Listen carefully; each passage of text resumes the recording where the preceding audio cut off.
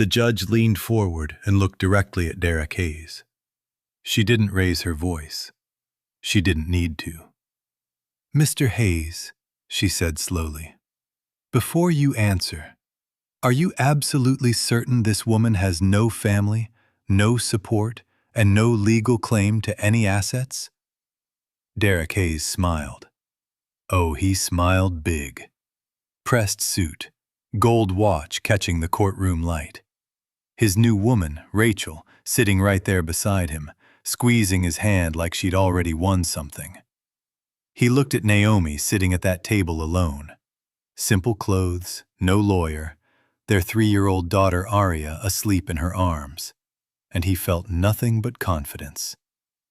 "Your Honor," he said, smooth as oil on water, "my wife came from nothing. She has nothing. She is nobody. And she will walk out of this courtroom with exactly what she walked in with. Nothing." The courtroom went quiet. That heavy kind of quiet that presses down on your chest and makes it hard to breathe. Then the doors opened. And the man who walked in, the man in the charcoal suit with 3 attorneys behind him, the man whose face had been on the cover of Forbes magazine 3 years running, the man worth $85 billion. That man walked straight down that aisle and looked directly at Naomi. His eyes didn't move, didn't blink. He looked at her the way you look at something you have been waiting a very long time to see. And he said 2 words. "That's her." Derek's smile didn't fade slowly. It died. Instantly. Like someone cut the power. But to understand what happened in that courtroom, to really understand it, you have to go back. Way back. To a little girl in Georgia who spent her whole life not knowing who she really was. Naomi Pierce grew up in a small house on the edge of Savannah, Georgia. And listen, when I say small, I mean the kind of house where the roof leaked every time it rained, and the heater made so much noise in winter you'd think it was arguing with somebody. 2 bedrooms, thin walls, a front porch where the second step always creaked. But inside that house, there was something money can't build and cruelty can't take. Love. Real, solid, daily love. She lived with her mother, Diana. Just the 2 of them. Diana Pierce was a beautiful woman. Tall, gentle-eyed, with hands that were always doing something useful. She worked 2 jobs. Cleaned offices at night. Waitressed during the day. She never complained. Never asked anybody for help. Her rule was simple. We handle our own. Don't beg, don't fold. Handle your own. Naomi's father had never been in the picture, and she learned young not to ask about him. And her grandfather, her mother's father. Diana said he died of a heart attack before Naomi was born. Gone before she ever had a chance to know him. Just gone. There was one photograph, black and white, old and soft at the edges from years of being handled. A tall man in a suit, standing in front of a building that looked important. Dignified eyes, strong jaw. The kind of face that made you feel like the person it belonged to never apologized for taking up space. Naomi kept that photograph in her school book for years. Looked at it during class sometimes, wondering what he would have been like. What it would have felt like to have a grandfather. But you don't mourn what you never had. You just keep moving. And Naomi kept moving. She was the kind of student teachers talk about years later. Not the loudest one, not the most popular, but the one who was always in the front row, always paying attention, always already done with the homework before half the class even started. Her mother's sacrifices were not lost on her, not for one single day. "You are going to be something, Naomi," Diana would say at night, both of them at the kitchen table over cups of tea they could barely afford. Something real. Don't let this house fool you into thinking this is where your story ends. This is just where it starts. And Naomi believed her. Because when your mother says something like that at a kitchen table at 10 o'clock at night after working 14 hours, you believe it. Then at 17, everything changed. Diana got sick. Pancreatic cancer, advanced stage. The diagnosis came fast and it came brutal. Within 8 months, she was gone. Naomi was 18 years old and alone in this world. She buried her mother in a second-hand black dress, the funeral paid for with Diana's last paycheck and a collection the church put together. She stood at that grave dry-eyed because she had already cried everything out. And she made herself one promise. Her mother's sacrifice was not going to mean nothing. Not while Naomi was still breathing. She applied for every scholarship she could find, got 3, enrolled in nursing school, worked nights at a gas station to cover the rest, ate ramen 4 days a week, wore the same 3 pairs of shoes for 2 years. Did it all without complaining, without asking, without folding. Because that was Diana's way. And Diana's way was the only way Naomi knew. At 24, she graduated with honors and got a job at Meridian General Hospital, one of the most respected medical facilities in all of Atlanta. She didn't know anything about its reputation when she applied. She just knew it was a good hospital that paid decent wages and needed good nurses. What she didn't know, what she had absolutely no way of knowing, was that Meridian General was owned by Pierce Medical Holdings, and Pierce Medical Holdings belonged to her grandfather. The grandfather who was supposedly dead. But we'll get to that. Now let me tell you about Derek Hayes. Naomi met him at a hospital charity gala she was working as a volunteer nurse. He was there as a guest, tall, well-dressed, carrying himself with the kind of easy confidence that only comes from never having to struggle for anything in your life. She was in the hallway outside the main event, refilling supply trays, hair pulled back, still in her scrubs. Not exactly a fairy tale entrance. And then he leaned against the wall beside her and said, "You're the most interesting person here, and I've been in that room for 2 hours." She laughed. "I'm in my scrubs." "Exactly," he said. Now who says that? And who believes it? She believed it. Because she was 25 years old and had been alone for 7 years. And real warmth is hard to turn away from when you haven't felt it in a long time. He called her the next morning, and the morning after that. Derek Hayes worked in corporate real estate development, Hayes & Associates, a company that was rising fast in Atlanta. He had money, but he was hungry for more. The kind of hungry that doesn't have a bottom, that never fills up, no matter how much gets poured in. He took her to restaurants where the menu had no prices, places where the valet knew guests by name. She felt out of place at first, showed up in her best dress that wasn't quite right, heels that were a season old. Derek never made her feel small about it, not at first. "You don't need any of this," he told her one evening across the candlelight. "You're real, Naomi. Everything else in this world is performance. You're the only real thing in any room I walk into." She believed him. Lord, did she believe him. They dated for 8 months. He proposed at home. Simple, no restaurant, just them, candles on the kitchen table, a ring he said his grandmother left him. She said yes, crying, because she thought she'd finally found what she lost when Diana died. Family. The wedding was small. Naomi had no blood family, just 2 friends from the hospital and her supervisor, Mrs. Eleanor Webb, A 60-year-old woman with silver hair, kind eyes, and a laugh that filled up whatever room she was in. Eleanor hugged Naomi so tight before the ceremony that Naomi almost cried again. "You deserve good things, baby," Eleanor whispered. "Don't you ever forget that." Naomi held on to those words the way you hold on to the last warm thing when everything else is getting cold. Derek's family was a different story entirely. His mother, Victoria Hayes, was a woman who had built her entire identity out of social climbing and other people's business.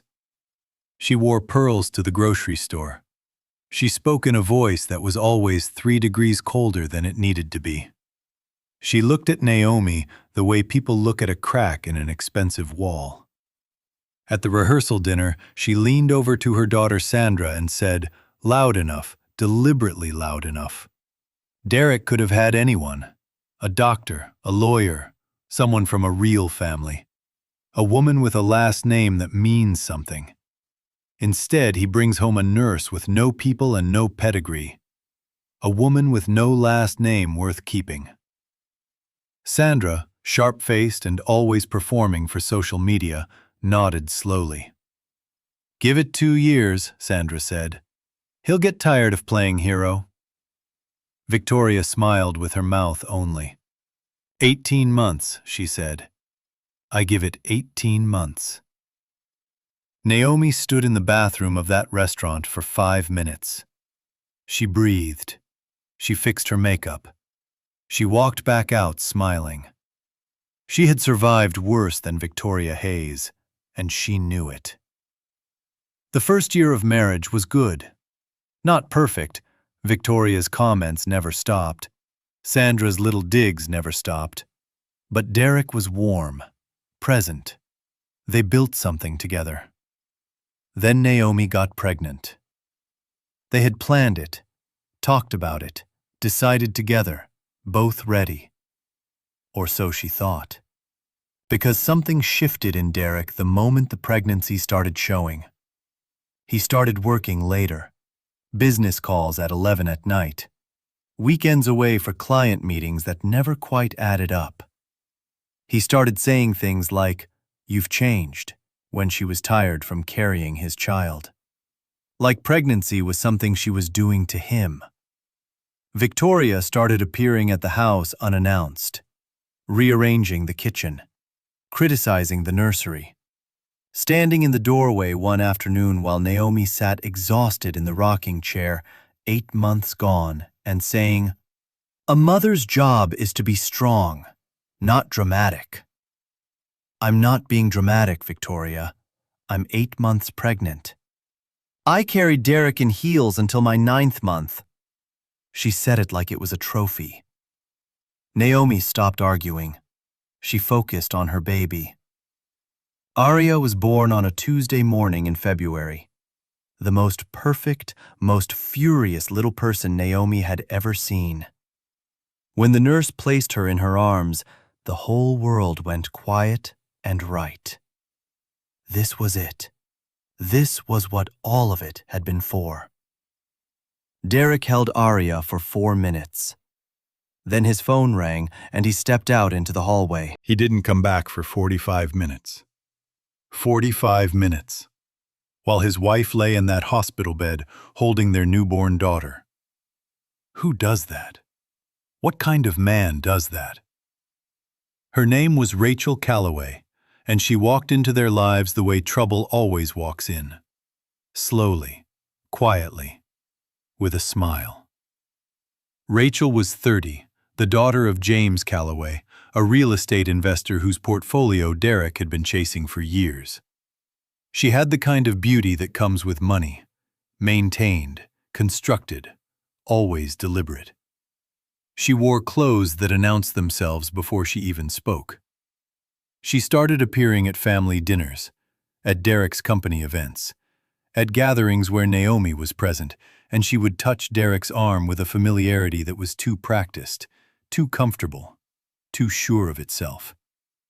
Victoria loved her immediately. Of course she did.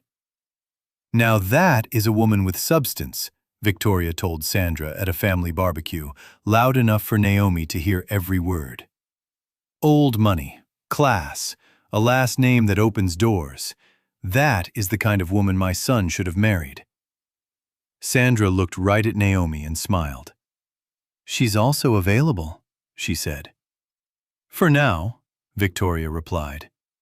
And they laughed together like it was the funniest thing. Can you imagine sitting there hearing that?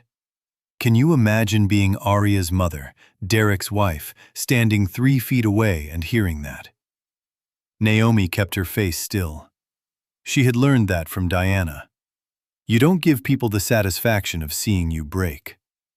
She asked Derek about it once, directly, quietly, while Aria was asleep and the house was still. Derek, is something happening with Rachel?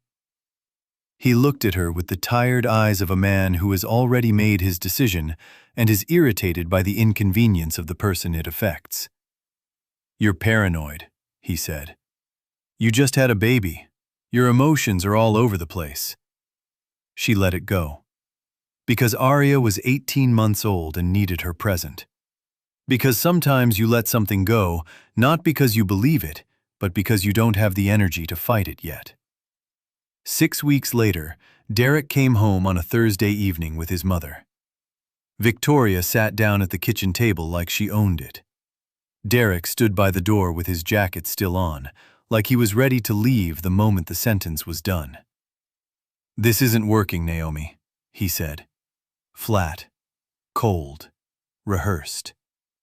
What isn't working? Us. This. I've tried. I've been trying. But we want different things.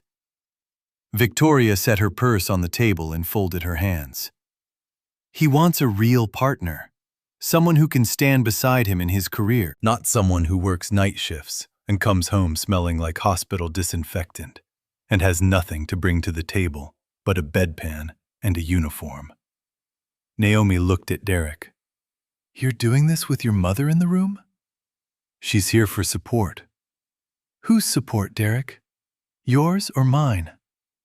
He didn't answer. He never answered the questions that mattered. I want a divorce, he said.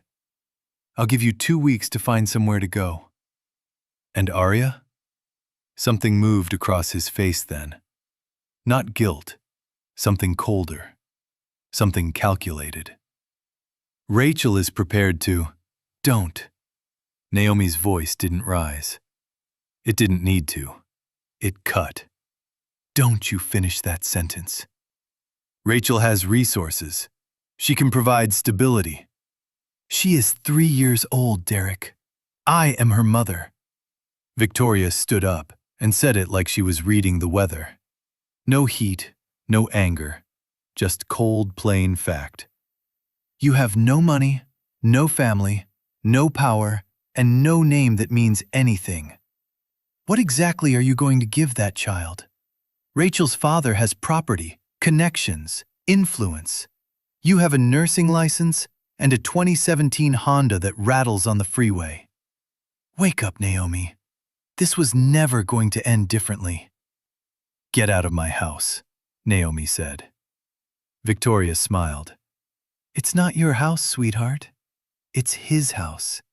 Your name isn't on the deed. And that was true. Derek had handled all the paperwork. She had trusted him. She had signed where he pointed without reading every page, because that is what you do when you trust your husband. Her name was not on the deed. They didn't wait 2 weeks. 5 days later, on a Friday evening while Naomi was on her overnight shift at the hospital, Victoria and Sandra came to the house. They packed Naomi's things into 4 black garbage bags. Her clothes, her books, her uniform, Aria's drawings from daycare. They left the bags on the porch like they were putting out trash. When Naomi came home at 7 in the morning, her key still turned the lock, but the inside bolt had been changed. She could hear Aria calling from somewhere inside. Mama! Mama! She knocked, then knocked harder. Sandra opened the door with that practiced little smile. Oh, you're here. Where is my daughter? She's fine. She's with Mrs. Hayes. Sandra, open this door right now. The house belongs to Derek. You have no legal right. Naomi pushed past her. Aria was in the living room in her little pajamas, standing in the middle of the floor, her face wet from crying, holding her stuffed elephant tight against her chest. The moment she saw Naomi, she ran. She didn't walk, she ran, and she hit Naomi at the knees and grabbed on with everything she had. Mama, I was calling you! I was calling you and you didn't come. I know, baby, I know. Mama's here now. Victoria came down the stairs in a silk robe, unhurried. You need to leave. Derek is filing for full custody. You have no stable address, no family. I have a job, You have nothing, Naomi. Victoria said it soft and certain, like a diagnosis. You have always had nothing. That is what you are. And the sooner you accept that, the easier this will be for everyone, especially that child. It started raining. One of those February rains that feels personal. Cold and heavy and relentless, the kind that doesn't apologize. Naomi walked out of that house with Aria wrapped in her coat against her chest, 4 garbage bags on the porch, the rain soaking through her scrubs within seconds. She loaded the bags into the car with one arm while Aria clung to her neck. She buckled her daughter in.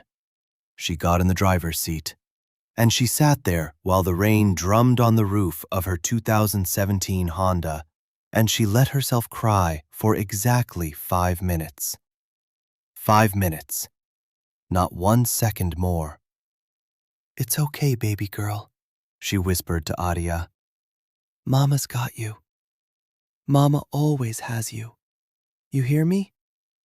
Always. Don't cry, Mama, Aria said quietly, patting her face with one small hand. Don't cry. We okay. Naomi looked at her daughter, 3 years old, still in her pajamas, still holding that stuffed elephant, telling her mother they were okay in the middle of a rainstorm. And something settled in her chest. Something that felt like a decision. She drove to the hospital. Mrs. Eleanor Webb found her in the break room at 9 in the morning. Soaked through, Aria asleep across her lap, 2 empty cups of coffee on the table. Eleanor didn't say a word. She went and got dry scrubs, a warm blanket, a fresh cup of coffee, and a juice box for Aria. She sat down across from Naomi and waited. Just waited, with the patience of someone who has been waiting a long time for a particular moment to arrive. And Naomi told her everything. Eleanor listened without interrupting once. When it was over, she sat quietly for a moment. Then she said, in a voice that was careful and deliberate, Naomi, how long have you worked here? 3 years. And in 3 years, you never once wondered why this hospital is called Meridian Pierce General? Naomi looked up slowly. Pierce is a common name. Eleanor reached into the pocket of her cardigan and pulled something out. She set it on the table between them. A photograph, black and white, old and soft at the edges. A tall man in a suit standing in front of a building. Dignified eyes, strong jaw. Naomi's breath stopped. Where did you get that? He gave it to me, Eleanor said quietly. 7 years ago, when you first applied to work here. He came to me himself. He sat in that chair where you're sitting right now, and he put that photograph on this table, and he said, that young woman is going to apply for a nursing position here. Her name is Naomi Pierce. She's my granddaughter. I need you to watch over her.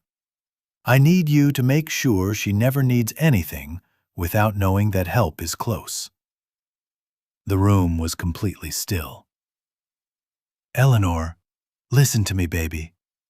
Eleanor leaned forward and took both of Naomi's hands in hers.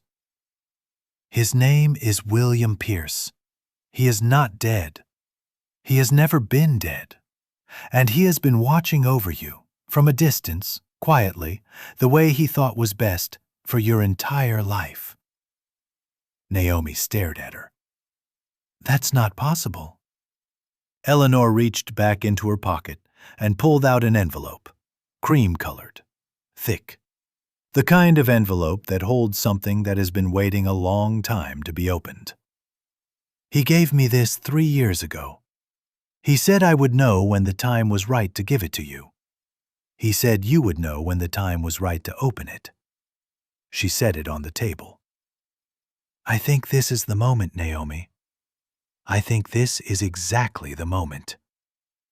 Naomi picked it up with hands that were not quite steady. She opened it. Inside was a letter, handwritten on heavy paper. Behind it, 2 documents and a photograph, recent, color, of the same man from the old picture.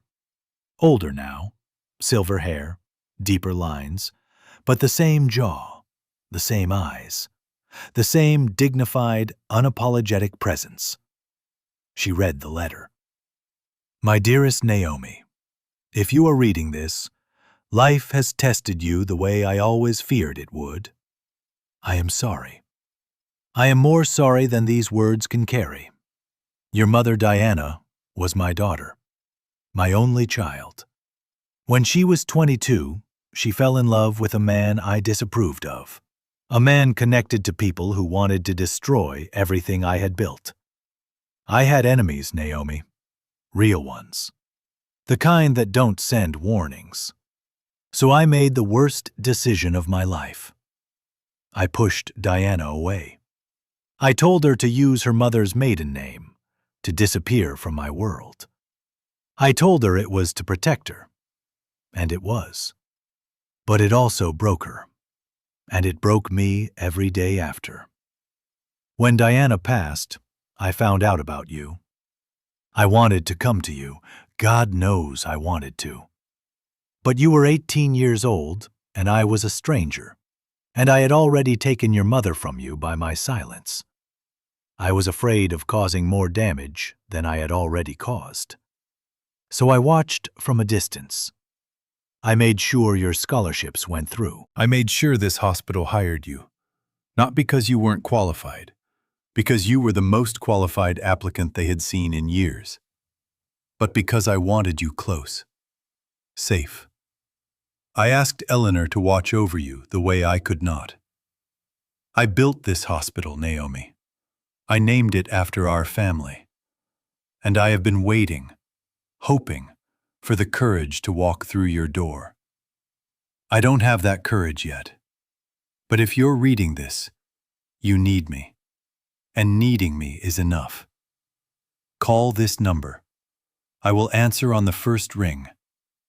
I have always been here. I never stopped loving you.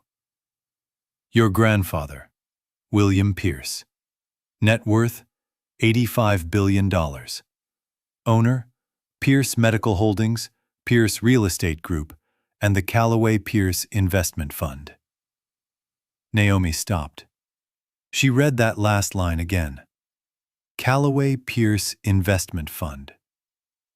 Callaway. "Eleanor?" she said slowly, her voice dropping to barely above a whisper. "Rachel Callaway. James Callaway. They are in business with my grandfather?" Eleanor's expression was careful and deliberate. William never trusted James Callaway. He brought him in as a partner years ago and immediately had doubts. He's had investigators watching the Callaway family for 2 years. And what did they find? Eleanor reached into her pocket one final time and laid a document on the table.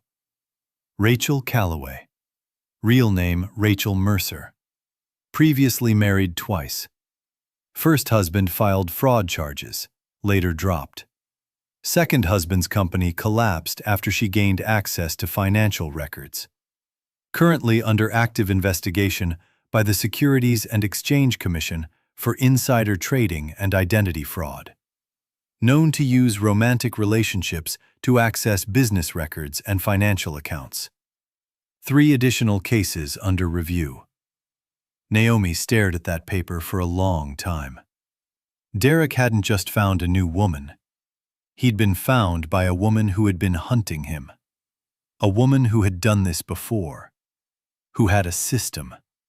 She picked up the phone and dialed the number in her grandfather's letter. It rang once. "Naomi," said a voice. Deep, quiet, certain. A voice that already knew her name. A voice that had been waiting 7 years to say it out loud. "Grandpa," she said. And for the first time since her mother died, she didn't feel alone. The custody hearing was set for a Thursday morning, 3 weeks later. Derek arrived with Rachel, with Victoria, with Sandra, and with a lawyer in an expensive suit who had the walk of a man who had never once been told no in a courtroom. They took up their side of the room like they owned it. Victoria didn't look at Naomi once. Sandra looked at her and almost smiled. Rachel sat beside Derek with her hand on his arm and her chin up and her expression arranged into something that was supposed to look like dignity. Naomi arrived with Aria's hand in hers. Simple clothes, no lawyer at her table, her folder in front of her and her daughter beside her, coloring quietly with the 4 crayons Naomi had put in her coat pocket that morning. "She really came like that," Victoria said to Sandra, not even lowering her voice. "No representation, no suit, not even proper shoes." "She really thought she had a chance," Sandra murmured back. Derek's lawyer stood and laid papers on the judge's bench with practiced confidence. "Your Honor, we are presenting evidence that Mrs. Hayes is financially unstable, currently without a permanent residence, working overnight shifts that render her incapable of consistent childcare. We are requesting full custody be granted to Mr. Hayes, with Miss Calloway serving as primary caregiver and maternal figure for the minor child." Judge Patricia Monroe, a stern woman in her 50s with reading glasses and eyes that had seen everything, looked over her glasses at the papers, then at Naomi. "Mrs. Hayes, do you have legal representation?" "No, Your Honor." Victoria's mouth curved. Derek's lawyer almost smiled. "Do you have anything to present to this court?" Naomi stood up slowly and opened her folder. "Yes, Your Honor, I do." She placed the documents on the judge's desk with steady hands, one by one, calm, unhurried. First, a full employment record from Meridian Pierce General Hospital. 3 consecutive years of consistent, commended service. My supervisor's written testimony. 2 commendation letters from senior physicians. Not a single complaint or missed shift. Derek's lawyer glanced at his client. Derek shrugged like it was nothing. Second, a forensic financial report showing that Mr. Hayes removed my name from all joint marital assets without my knowledge or consent, including our family home, beginning 18 months into our marriage. I have dated emails showing this was a deliberate and premeditated act, not an oversight. Victoria's confident expression shifted just slightly, just barely.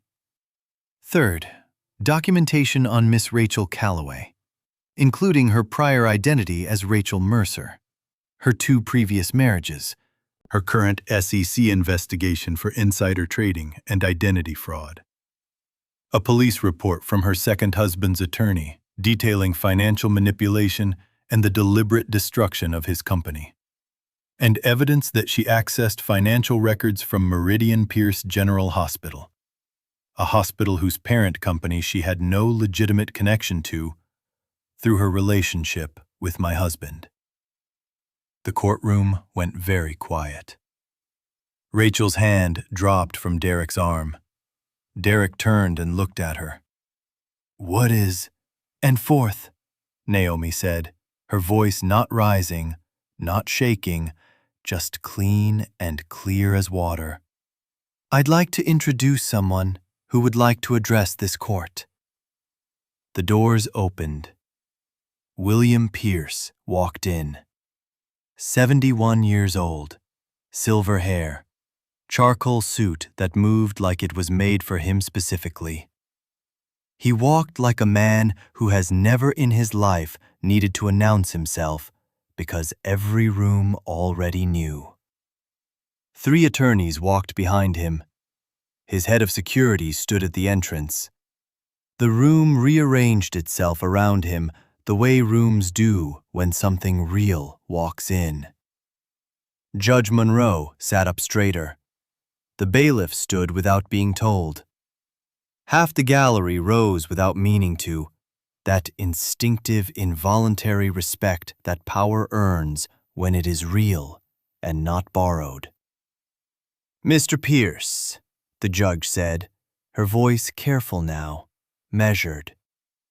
"This is unexpected." William Pierce's eyes swept the room once. Then they found Naomi. Something in his face went soft for just a moment. Something private and old and full of a long time's worth of grief and love combined. Then his gaze moved to Derek, and it went cold as a January morning. "Your Honor," he said, and his voice was deep and quiet. The kind of voice that doesn't need volume because it has weight. "That young woman is my granddaughter. That little girl beside her is my great-granddaughter. And this man has committed multiple counts of financial fraud against my family." The courtroom exploded. Gasping, whispering, people craning their necks, cameras moving. Derek's face drained of every color it had. His mouth opened. Nothing came out. Victoria grabbed the bench in front of her like the floor was moving. Sandra went completely, utterly still. Rachel looked from William to Derek and back to William, and what crossed her face was not panic. It was calculation. Pure, cold calculation. The look of someone trying to find the exit in a burning building. "This is outrageous!" Rachel stood up. "You can't simply walk into a proceeding and—" "Sit down, Miss Calloway." Judge Monroe's voice cracked like a whip. "Now!" Rachel sat. William continued, unmoved. My attorneys have filed civil charges against Mr. Derek Hayes for property fraud, asset concealment, and deliberate financial conspiracy against his spouse. We have also filed a report with the SEC regarding Miss Calloway's activities, specifically her access to financial records from Pierce Medical Holdings' contractor database, which she obtained through her relationship with Mr. Hayes and used for insider trading purposes. Derek turned to Rachel slowly. The look on his face was something between rage and terror. "What did you tell him? What did you do?" Rachel said nothing. She was looking at William Pierce with the expression of someone who has just realized they brought a knife to the wrong fight. "I also want to address the court." A quiet voice from the back of the room. Everyone turned. Richard Hayes Sr., Derek's own father, stood up from the last row of the gallery. A quiet man in a plain gray suit. He had sat so still through everything that nobody had noticed him. Derek's face changed completely when he saw him. Every defense, every practiced expression, every layer of performance stripped away in an instant. What was left underneath was something much younger and much more afraid. "Dad." "Your Honor," Richard Sr. said, walking forward with the deliberate step of a man who has made up his mind and won't be turned around. My name is Richard Hayes, Sr. I am this man's father, and I am ashamed to say it today. Victoria shot to her feet. Richard, don't you dare! Victoria. His voice, quiet for 30 years, managed and diminished for 30 years, had iron in it now. Real iron. Sit down. She sat. I knew about the asset transfer, Richard said, looking at the judge directly. My wife and daughter pressured Derek into it over many months, and I was aware of it, and I said nothing. That was wrong. I watched this young woman be treated as though she was disposable and beneath this family, and I said nothing. That was wrong too. I am saying something now, because that little girl sitting at that table deserves at least one honest person to stand up for her mother today. He turned and looked at Naomi. You were a good wife to my son, far better than he deserved. I am sorry for what this family put you through. I am sorry I didn't speak sooner. Naomi looked at him for a long moment. Then she nodded once, quietly, completely. Aria looked up from her crayons. She had been coloring through all of it, through the gasping and the standing and the iron voice of a grandfather she had never met, with the focused calm of a 3-year-old who has learned that staying quiet and watching is sometimes the most powerful thing you can do. She looked up now and found her father's face across the room. Derek was staring at her. The fear had left his face. What replaced it was something else, something that might have been the beginning of the understanding of what he had done. Daddy, Aria said, in that clear, carrying voice of small children who don't know yet that they should whisper. Why are you making Mama cry? The courtroom went so still you could hear people breathing. Derek opened his mouth. Nothing came.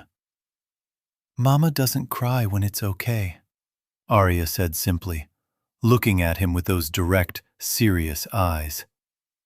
She only cries when somebody does something mean. Did you do something mean, Daddy? Nobody laughed. Nobody moved. Because out of the mouths of children sometimes comes the only true thing left in a room full of lies. Derek Hayes had no answer for his 3-year-old daughter, and the whole courtroom knew it. Judge Monroe looked at the papers. She looked at the room. She took off her reading glasses and set them on the bench and looked at Derek Hayes for a long, quiet moment. Mr. Hayes, she said finally, you came into my courtroom today believing that a woman without money is a woman without power. I want you to take a careful look around this room right now and reconsider that belief. Derek looked around. His lawyer was already packing his briefcase. Rachel was already on her phone, calling her own attorney, or maybe her next target. Victoria was crying the panicking kind of tears, not the sympathetic kind. Sandra had gone completely white. Richard Sr. was standing by the wall looking at his shoes, and William Pierce was standing at Naomi's side with his hand on her shoulder, looking at the judge, steady and unhurried, as a man who has been waiting 7 years for this exact moment. And Naomi was standing at that table, holding Aria on her hip, her daughter's small arm around her neck, her eyes clear and dry, and absolutely certain. Mrs. Hayes is granted full emergency custody of the minor child, Aria Hayes, effective immediately, the judge said. Mr. Hayes and Miss Calloway, I am referring both of your cases to the district attorney's office.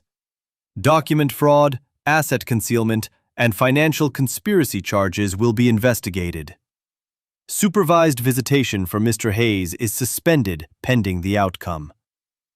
She looked at Derek one last time. Court is adjourned.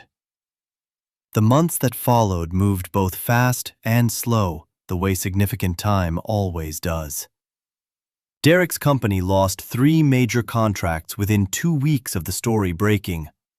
2 of those contracts had been awarded through a subsidiary of Pierce Real Estate Group, Williams' company. Perfectly legal to withdraw.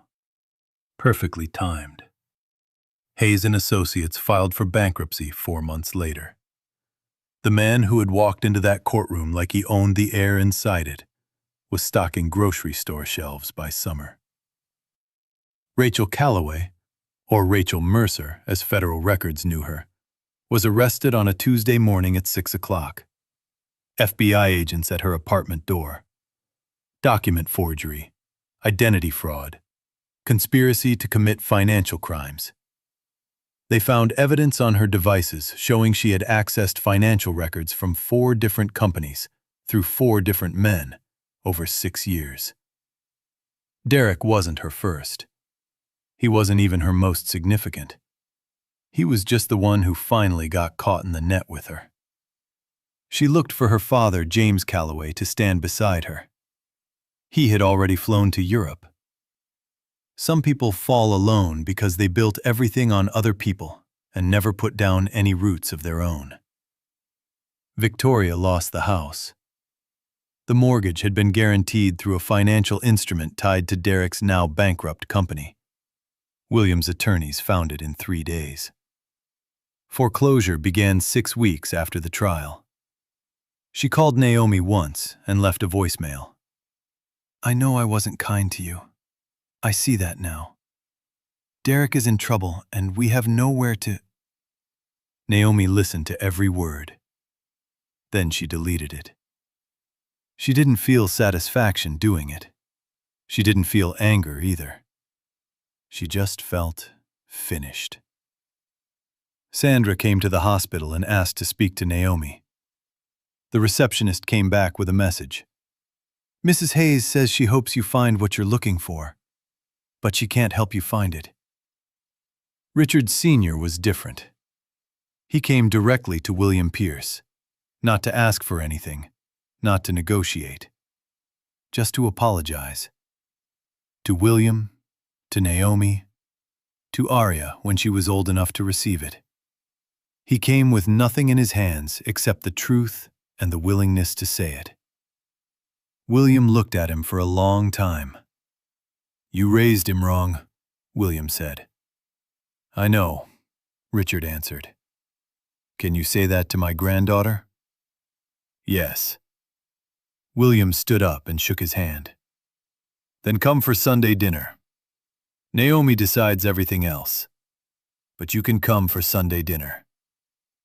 1 year later, Naomi stood in the atrium of a new wing of Meridian Pierce General Hospital.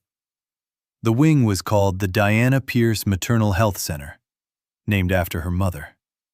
Free prenatal care, free postnatal support, the best obstetric nurses in Atlanta, funded entirely by Pierce Medical Holdings. Naomi ran the nursing program. She didn't have to work. The financial settlement from Derek's fraud case, combined with her grandfather's support, meant she would never worry about money again. But she chose to work. Every Tuesday and Thursday, training new nurses, teaching them the same thing Diana had taught her through every sacrifice, every double shift, every cup of too expensive tea at the kitchen table. Dignity doesn't cost a thing. Kindness doesn't cost a thing. And the patient in that bed is somebody's whole world. You treat them like it. William came to the opening ceremony. He stood in the back, the way he had spent so many years standing in the back, and he watched his granddaughter speak at the podium, confident, clear, standing like she had always known exactly who she was. He cried. He didn't try to hide it. After the ceremony, Naomi found him at the window looking out over Atlanta. You okay, Grandpa? The words still felt new in her mouth, strange and warm, and hers. He turned. She saw everything on his face, all the years watching from a distance, all the Sunday dinners he hadn't been at, all the graduations watched through security footage because he was too afraid to come any closer. All of it right there, without pretending it wasn't. "I wasted so much time," he said. "Yeah," Naomi said simply. "You did." He laughed, a real laugh, startled out of him, the kind you can't fake. "You're gonna make me work for this, aren't you?" "Every single day," she said. Then she stepped forward and took his hand. "But you showed up when it counted, and you're here now. And Aria is going to grow up knowing her great-grandfather. That's not nothing, Grandpa. That's not nothing at all." He looked at her for a long moment. "Your mother would have loved you so much." Naomi touched the locket at her throat, the one thing Diana had left her. "She already did," she said. "She already did." On a Sunday morning, 18 months after the courtroom, Naomi took Aria to her mother's grave. The cemetery was quiet. Magnolias, birdsong, the warm weight of good memory pressing down gently, the way it does when you go back to a place where love happened. She set white lilies at the base of the headstone, Diana's favorite. Aria stood beside her, holding her hand, looking at the stone with 3-year-old seriousness, reading the letters she was just beginning to know. Then she looked up. "Mama, did she win?" Naomi sat down on the grass and pulled her daughter into her lap. She thought about Diana. She thought about the 2 jobs and the thin walls and the kitchen table and the cups of too expensive tea.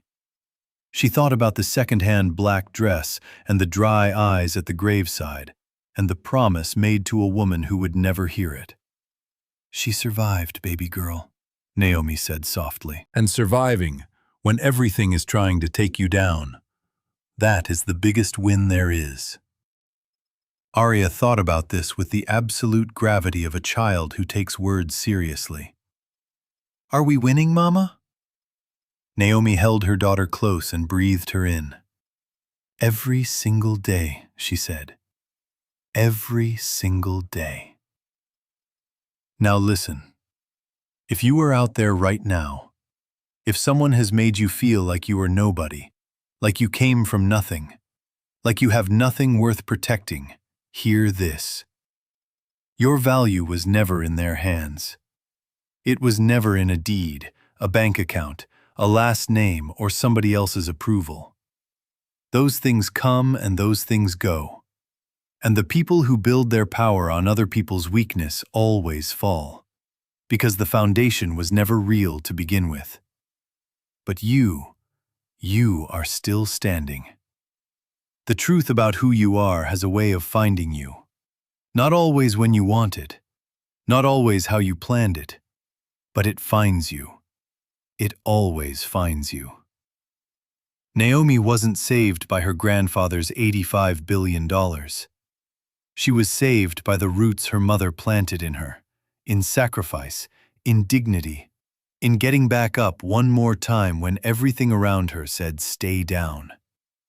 The money only amplified what was already there, but it was already there. It is already in you, too. Your moment is coming. Stay standing. And remember, they called you nobody. But they had no idea. They never had any idea. If this story touched your heart, hit that like button right now and subscribe so you never miss a story like this. And drop a comment below. Where in the world are you watching from? See you in the next one.